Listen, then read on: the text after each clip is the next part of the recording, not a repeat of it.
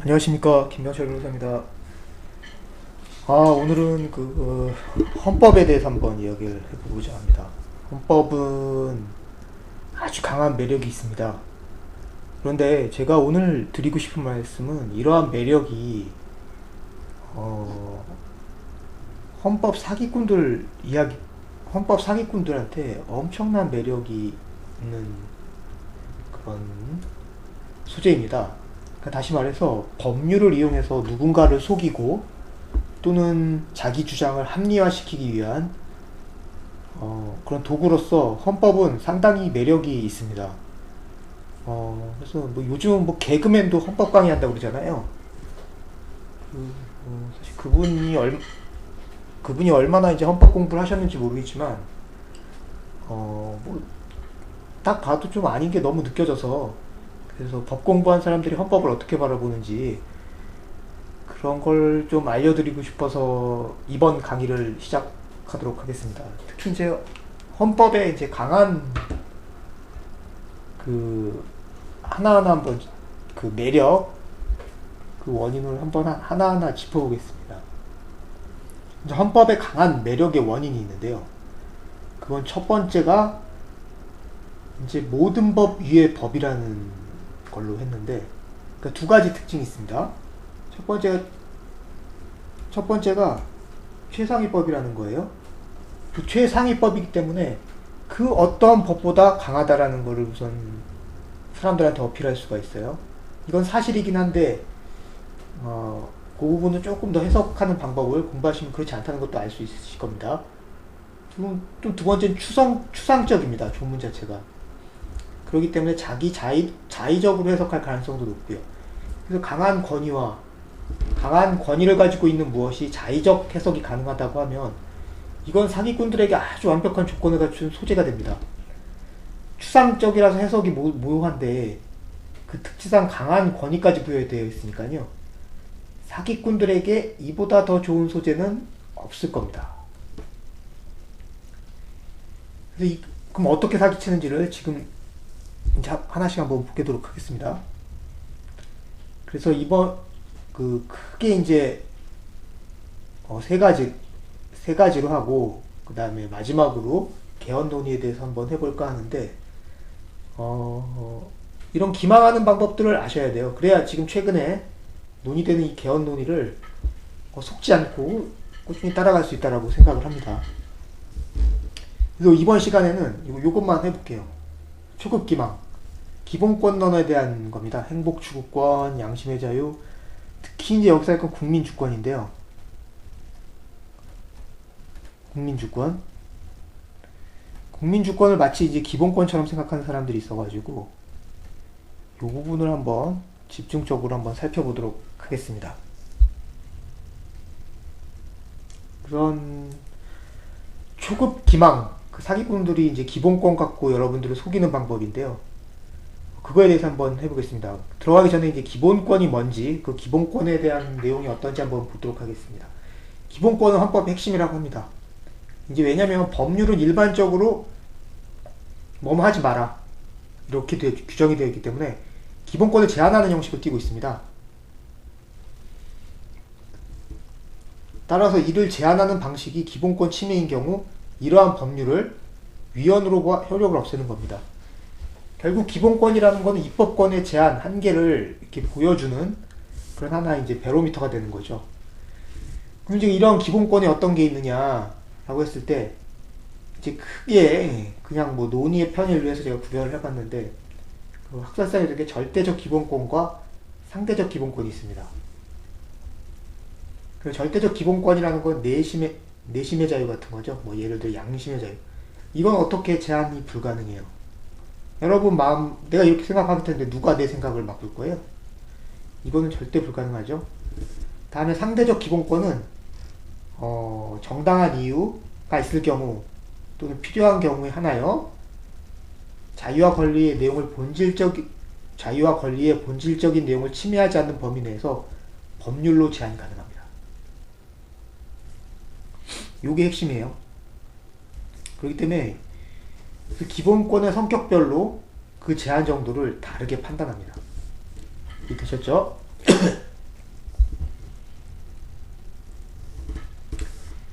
그래서 이제 이런 기본권 제한이, 법률에 있어서 기본권 제한이 정당한가를 판단하는 기준이 이제 과잉 금지 원칙입니다. 과잉 금지 원칙이 어떻게 되느냐 하면은, 그게 이제 네 가지로 이제 말을 해줘요. 목적이 정당한가. 그래서 뭐 국가 안전보장, 질서 유지, 공공복리 같은 목적을 위하여 제한하는가가 첫 번째입니다. 두 번째로는 방법의 적절성입니다. 그 목적 달성에 적합해야겠죠. 그렇지 않으면 안 될 거 아닙니까? 그 다음 사안의 성질상 연관성이 전혀 없는 건 안 되겠죠. 예를 들어 법원이 이제 보석 결정을 했는데 검사가 즉시 항고하면 석방을 못하게 해요. 그럼 검사가 법원의 보석 결정을 사실상 제한하는 거죠. 그래서 이런 거는 방법이 적절하지 않다고 합니다. 다음에 피해 최소성. 기본권을 제한하는 수단이 여러 가지인 경우에는 피해가 최소인 방법을 택한다고 합니다. 이해되셨죠? 다음에 비례 원칙인데요. 이거는 많이 나옵니다. 비교해보겠다는 뜻이에요. 기본권의 제한으로 발생하는 이익과 기본권의 제한으로 발생하는 손해. 자유가 우선 그 법률이 생기면 그 법률의 생기로 이익이 하나 있겠죠? 그 다음 그 손해가 있고, 이걸 비교해보겠다는 겁니다. 요 순서대로 이제 기본권 침해를 검토합니다. 그 기본권은 이러한 구조를 가지고 있습니다. 헌법 전체에서. 한번 역사를 한번 볼게요. 이제 영국사, 이 기본권은 기본적으로 영국에서 나왔습니다. 그래서 박지한 교수님의 저는 책을 추천하고 있고요. 그래서 한번 보면 기본권의 발전은 영국에서 이제 재산권 때문에 나온 겁니다. 근데 재산권은 신체의 자유하고 밀접하게 관계가 있습니다. 그래서 이제 이런 걸 통해서 재산권과 신체의 자유가 이제 가장 기본적인 기본권인데, 이거 어떻게 되는지 한번 보겠습니다. 첫 번째, 재산권의 특징은 사회에서 인정받기 위하여 법으로 규정돼야 됩니다. 나에게만 가치 있는 건 재산이 아니니까, 네? 이거는 재산권이 아니겠죠. 따라서 법으로 규정되어 있어서 남에게 이것도 내 거다라고 할 수 있어야 돼요. 그렇기 때문에 법으로 규정되었을 때입니다. 근데 또 이러한 인정을 받기 위해서 재산권은 특히 일정한 제한을 허용합니다. 그 대표적인 게 조세죠. 그 다음에 수용. 또 동시에 이러한 제한에 따른 보상도 규정하고 있어야 됩니다. 예를 들어 옛날에는 투표권, 보상 이런 게 그렇죠. 예를 들어 세금을 납부하는 사람만이 투표권을 갖고 있고, 수용을 당하면 재산의 보상을 받는다. 이런 게 이제 재산권의 그 기본적인 그 특징이라고 할 수가 있겠습니다. 다음에 신체의 자유가 이 기본권에서도 중요한데, 이제 그 영장주의죠. 그 영장이 없으면은 인신 구속을 못 한다는 거. 요즘엔 너무 당연하지만 영국에서는 안 그랬어요, 예전에는.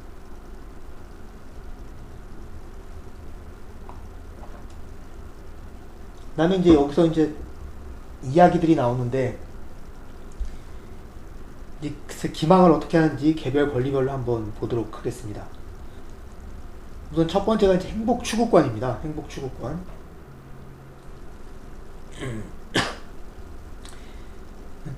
1776년 버지니아 권리장전에서 최초에 등장했다고 하는데요. 이게 중요한 게 아니라 행복 보장권이 아닙니다. 네? 행복 보장권이 아니에요. 우리 국민들은 모두 추구할 권리가 있다는 거. 그리고 맞아요. 행복 추구권 있어요. 그런데 사람들은 행복 추구권이 있다라고 해서 이걸 뭐라고, 사회가 나한테 행복을 보장해줘야 된다라고 하는 건 아니에요.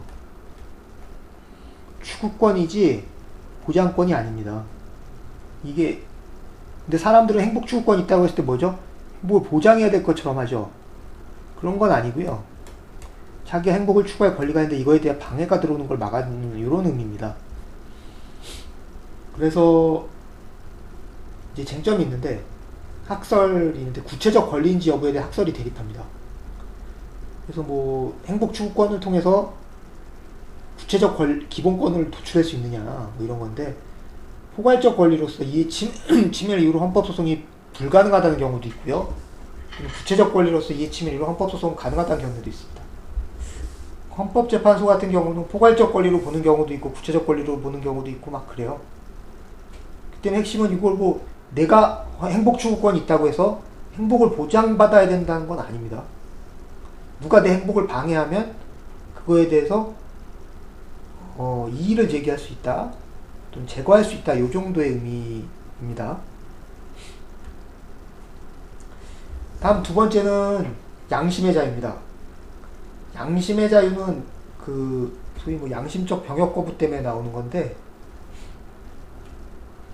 한번 볼게요. 양심적 병역 거부 때문에 나오는 건데 이게 어떤지.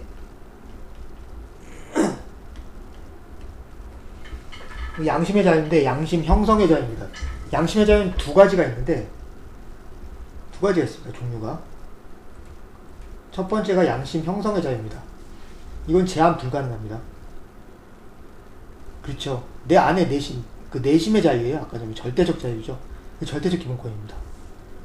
양심 활동의 자유, 다시 말해서 내 이러한 양심을 가지고 있는데 이러한 생각을 하는 사람인데 이거에 따라서 활동이 가능하느냐 이런 겁니다.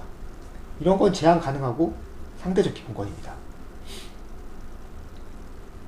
그래서 또 양심 활동의 자유는 뭐 크게 뭐 소극적 양심의 활동의 자유, 적극적 양심의 활동의 자유 뭐 이렇게 나오는데 뭐 그렇습니다. 뭐 한번 볼까요?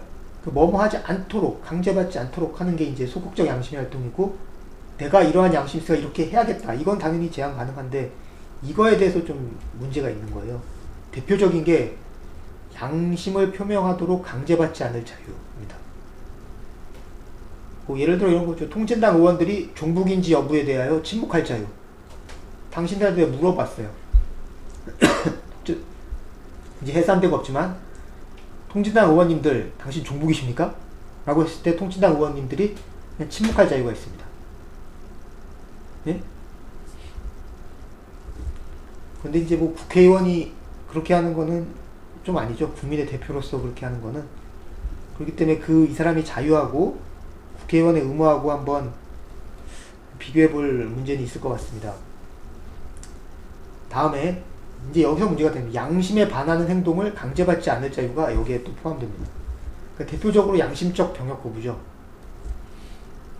근데 이것도 뭐 과연 제한 가능할까요? 제한이 불가능할까요? 그러니까 양심적 병역 거부가 문제가 되는 건 병역이 의무이기 때문이죠. 병역은 국민 의무입니다. 그렇기 때문에 이 병역을 하는 거를 양심상 못하겠다라고 하는 경우에는 그 처벌을 할 수밖에 없어요. 우리의 국법상. 근데 이게 자기의 양심하고 충돌되기 때문에 그거에 대해서 그 법이 나의 양심을 과도하게 침해했다 이렇게 주장할 수 있느냐는 겁니다. 아니 동일한 논리라면 세금도 똑같아요. 국민의 의무잖아요. 병역만 국민의 의무가 아니라 세금 내는 것도 국민의 의무이기 때문에 양심적 세금 거부가 가능한지 논의도 가능합니다. 뭐 이 대표적인 게 누구냐면 시민 불복종이라고 쓰는 책을 쓴 사람 있죠. 미국 사람이죠. 소로우라고 데이빗 소로우인가 그렇습니다. 제 이름은 정확히 생각이 안 나는데 이제 대학교 때 많이 읽잖아요. 이 사람 같은 경우가 대표적인데 이 사람은 무정부주의자인가 그래서 절대적 자유주의자죠. 그래서 국가가 나한테 세금 걷는 것도 싫어해요. 그래서 이 사람이 어떻게 했냐면 그래서 세금을 안 냈습니다. 그리고 연체하고 있다가 맨날 도망가서 살았죠. 시골에서. 그러다가 구두수선하러 나오다가 잡혀가지고 감옥에 지금 잡혔죠. 그래서 뭐 병역에 대해서 제한이 가능하다 그러면 뭐 세금도 그렇지 않을까. 뭐 구조가 똑같잖아요. 맞죠? 세금을 내가 절대 낼 수 없다. 정부가 내 자유를 할 수 없다라고 했을 때 돈 내는 걸로 내가 국가에다 봉사하는 거는 국가에 대한 무역이다. 뭐 이러한 양심을 갖고 있는 사람의 경우에 침해가 될 수 있겠죠. 병역도 침해라면. 이런 걸 보면 이제 양심적 병역 거부가 그렇게 설득력 있어 보이진 않아요. 그리고 또 하나 이제 이 양심의 자유를 제한할 때 국가의 대안 제시 의무가 있습니다. 다시 말해서 이제 양심적 병역을 누구나 다 병역을 하게 한다면 그거에 대한 대안을 제시해야 됩니다. 그렇지 않고 형사처벌을 하면 안 됩니다. 그렇죠? 그래서 병역에 대한 대안도 가능한지 가 이제 논의가 될 수 있겠죠. 그래서 이제 사람들은 이제 양심적 그 병역 거부 판례를 보면은 뭐 이제 침해했다 안 했다고 나오는데 이거에 대해서 많이 강조하는 판결들이 많아요. 아니 그래 너무 좀 안타깝지 않냐. 그럼 국가가 그거에 대한 대안을 제공할 의무가 있는데 이런 거 안 한 거 아니냐 라고 합니다. 그러면 똑같은 논리로 세금에 대한 대안도 그렇게 가능할까요? 한번 생각해 보시기 바랍니다. 다음에 7번째는 평등권입니다. 이 평등권은 사람들은 뭐 그냥 다 평등해야 된다 뭐 이렇게 생각하는데 절대 그렇지 않습니다.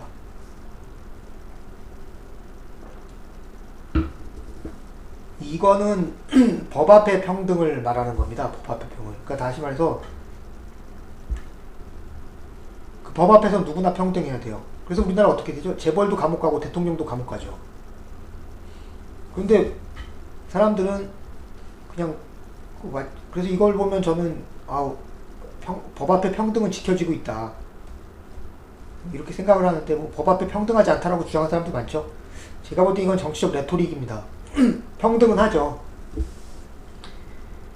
그래서 근데 판사들의 보면 이제 법적 양심에 반한 판결들이 있을 수 있죠. 뭐 정치적 판결들도 많고 또 오심들도 있을 수 있죠.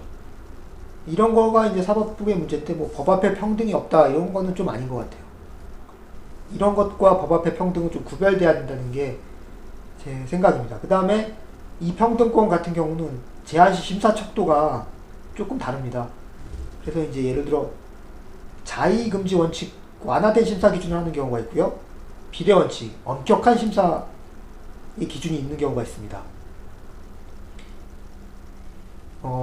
예를 들어 그 평등권을 침해했냐 어느 분야에서 평등권을 침해했냐고 했을 때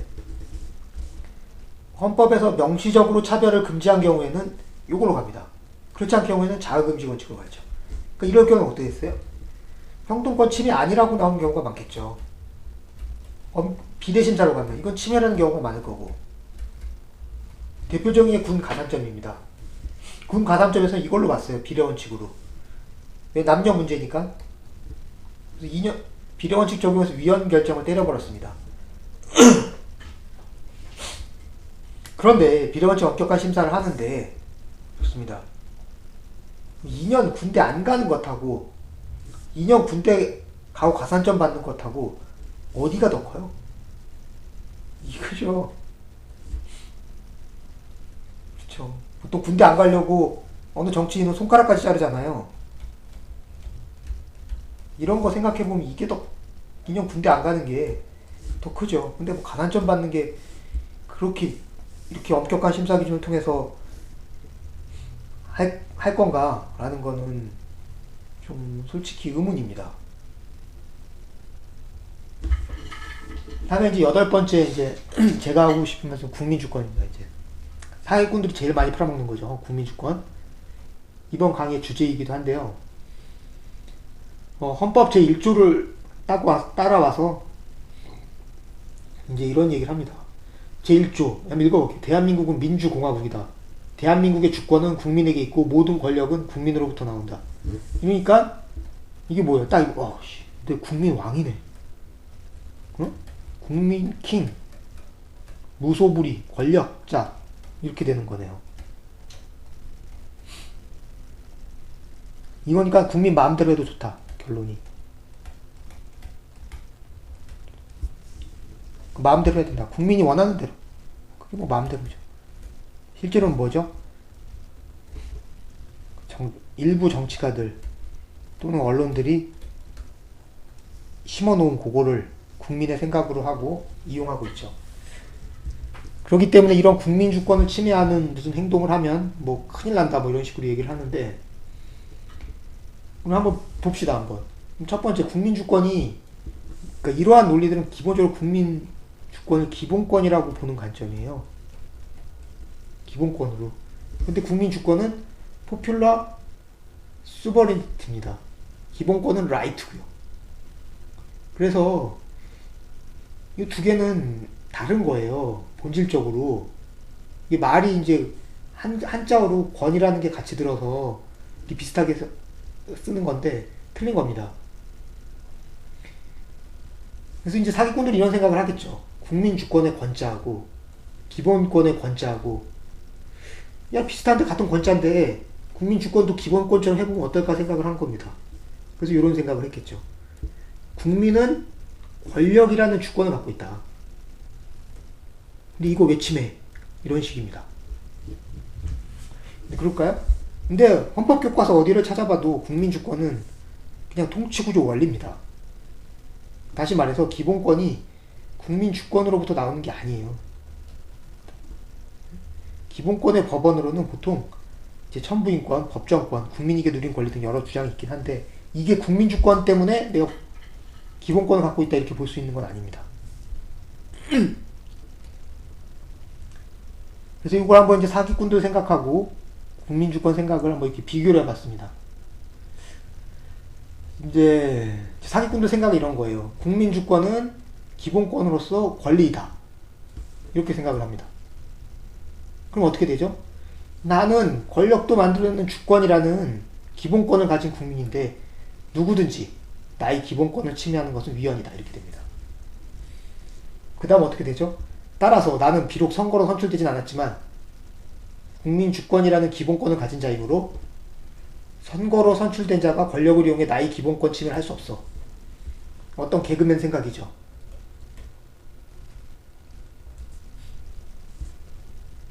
그 다음에 정상인들 생각은 어떠냐면요, 이 국민 주권을 라이트로 보는 생각들입니다. 이게. 근데 이건 소버레니티로 보면은 통치구조 원리입니다. 다시 말해서 국민 주권은 권력의 정당성 설명 원리이다. 다시 한번 볼까요? 여러분이 이것만 익숙하셔가지고 이걸 자꾸 놓치시는데 한번 볼까요? 대한민국은 민주공화국이다. 대한민국의 주권은 국민에게 있고 모든 권력은 국민으로부터 나온다. 통치구조 원리입니다. 권력의 정당성 설명 원리예요. 다시 말해서 어떤 권력을 행사하려면 그 권력의 근원은 국민으로부터 나와야 된다는 겁니다. 그래서 이걸 정상적인 생각은 어떻게 되냐면, 권력을 행사하는 기구들이 있잖아요. 예? 그 국민의 동의를 받아야 하므로 국민들의 선거로 선출한 자만이 권력을 행사할 수 있어. 이렇게 되는 겁니다. 따라서 선거로 선출되지 않은 국민인 나는 주권자이긴 해요. 하지만 권력을 행사할 수는 없습니다. 권력을 행사하려면 기본권인 참정권을 행사하여 선거에서 제가 당선돼야 되죠. 그래서 사람들에게 선택받으려면 공부하고 노력하자. 어느 게 더 정상적일까요? 이게죠. 누가 봐도 이거죠.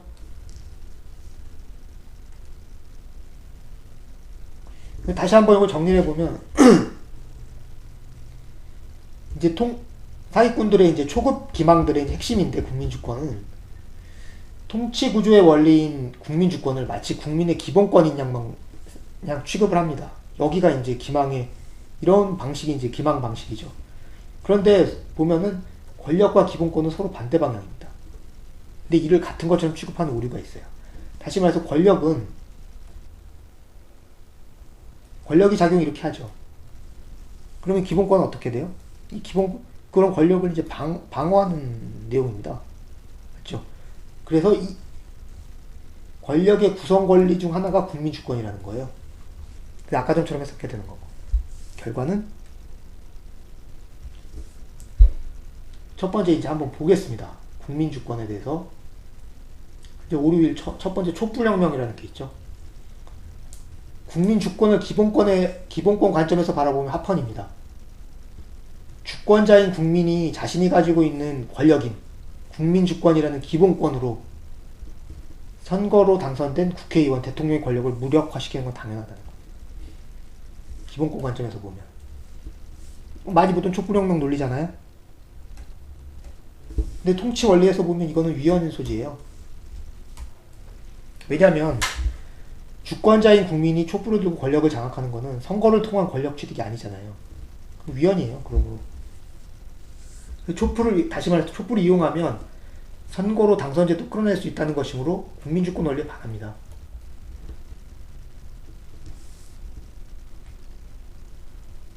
그다음 두 번째 오류, 문재인 패싱이 있어요. 문재인 대통령은 지금 권력이 있죠. 근데 그 권력은 뭐 자기는 촛불에서 나왔다라고 하는데 실제로는 촛불에 나오는 게 아닙니다. 선거에서 당선자셨잖아요. 그럼 선거에서 온다라고 하면 돼요. 훨씬 더 권위가 높잖아요. 촛불보다 헌법상. 근데 촛불에서 자꾸 나온다고 하니까 이제 국제사회에서 대접을 못 받는 거죠. 과연 저 사람은 선거에서 당선된 사람인데 왜 촛불할까? 선거가 문제가 있었나? 민주적 정당성에 문제가 있었나? 이런 의심을 받게 되는 겁니다. 그래서 보면 선거를 통하여 합헌적 권력을 취득했음에도 불구하고 촛불 운운하는 것은 스스로 위헌적 대통령이라고 하는 것과 마찬가지입니다. 입헌주의 전통 아래 있는 국민주권 관점에서 매우 이상한 주장이죠. 우리나라에서는 이걸 기본권처럼 보니까 매우 당연하다고 생각해요. 그래서 헌법상 보장된 권력이 부족하다고 생각했을까요? 그래서 촛불 권력 운운하는 것일까요? 그러니까 국민주권 제도에 입헌주의 전통이 있는 나라 정상들은 문재인 대통령을 보면 선거를 이용하여 당선되었지만 국민의 주권을 형해화시키는 세력의 대표로 활동한 사람을 뭐 무시하는 거 아닐까 하는 의심이 듭니다. 마크롱, 뭐라 그랬죠? 프랑스에서 정치혁명, 나도 촛불혁명. 매우 불쾌하겠죠. 이건 선거인데 촛불은 선거가 아니잖아요. 메르켈은 선거 41% 지지인데 나머지 59%는 촛불로 해결해보겠다는 겁니까? 이러한 비판이 가능합니다. 그 다음에 오류 세 번째. 대표적으로 무슨 영화 보면 법정 변론에서 헌법 제1조 국민주권을 외칩니다. 코미디가 따로 없습니다. 저는 이거 보면서 좀 도대체 감성파리가 어디까지 왔느냐. 예를 들어 이런 거죠. 법정에서 억울한 일을 당하자 국민주권을 외치면 최고의 변호사가 됩니다. 억울한 일을 당한 거는 헌법상 보장된 기본권 침해가 있었던 거지 그 헌법 1조 국민주권 침해를 한 게 아니에요. 그래서 이때는 이제 기본권이 떠올라야 됩니다. 재판받을 권리, 평등권, 인간의 존엄성, 행복주권, 침해 등이 떠올라야 되는데 이런 권리들이 법정에 주장하는 이성적이죠. 근데 국민주권을 외쳐요 여기서? 결국 이거는 볼 때는 기본권 침해의 문제에 대해 통치구조 원리를 주장하는 꼴입니다. 판단은 이렇게 생각하겠죠. 기본권과 통치구조 원리도 구별 못하는 변호사에게 사건을 맡기고 싶겠습니까? 전 이런 생각을 해봅니다. 이러한 주장을 하는 사람은 권력으로 이 세상 문제를 모두 해결할 수 있는 착각을 하고 있는 거 아닐까. 되게 많습니다, 이런 사람들. 그리고 마치 이런 게 아주 선한 일인 것처럼 사람들이 생각을 하고 있어요. 그러니까 대표적으로 뭐 서민 행복을 위한 정치를 하겠다는 국회의원들이 이런 거죠. 그럼 권력으로 서민 행복시킬 수 있다는 거예요? 권력만 잡으면? 대표적으로 뭐 국포시장 노점 단속에 열받아 정치를 시작하신 분도 계시는데 그러면은 자기가 권력이 있으면 노점 단속 못하게 하거나 좀 다른 방식으로 하게 해서 서민들 행복하게 해주겠다는 겁니까? 이건 법으로 해야 되지 않나요? 이런 생각을 해봅니다. 네. 오늘은 기본권론 여기까지 한번 강의를 해보도록 하겠습니다. 어쨌든 이 국민주권 가지고 사기치는 사람들이 너무 많아서 그리고 국민들이 이제 헌법을 좀 공부하면 이런 사람들이 이제 아주 기본적인 사기꾼이라는 거 너무 초급 수준의 사기여서 죄송합니다. 뭐 말할 이유도 없을 것 같아요. 네, 강의 이걸로 하고 마치